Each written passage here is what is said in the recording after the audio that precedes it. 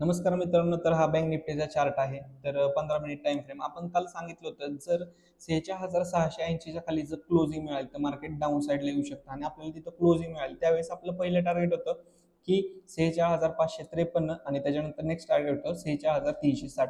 तर बघूया आता निफ्टीमध्ये काय झालेलं आहे.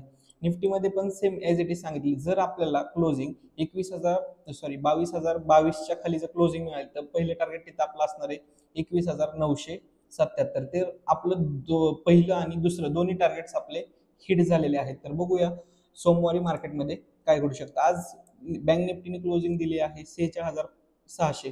तर आपल्या लेवल्स पशीच क्लोजिंग दिली आहे, तर मार्केट एक झोनमध्येच आहे.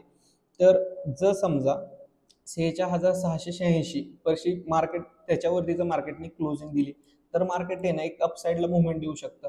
म्हणजे शॉर्ट टाइमसाठी 46,720, त्याच्यानंतर 46,819 आणि लास्ट टार्गेट असणार आहे 46,978 आणि 47,000पर्यंत मार्केट एक जाऊन बॅक रिव्हर्स बाउन्स बॅक देऊ शकतं.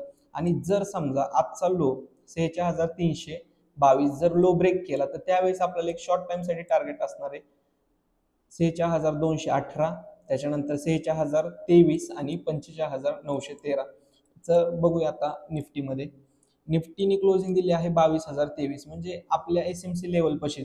जर समजा याच्या खाली जर मार्केट उद्या सस्टेन राहिलं तर पहिले टार्गेट असणार आहे 21,975, सेकंड टार्गेट असणार आहे म्हणजे आजचा लो 21,934 आणि थर्ड टार्गेट असणार आहे 21,877. सगळ्यांनी सेफ ट्रेडिंग करा आणि भरपूर प्रॉफिट कमावा. आणि अजूनपर्यंत आपल्या चॅनलला सबस्क्राईब केलं नसेल तर सबस्क्राईब करून घ्या. थँक्यू.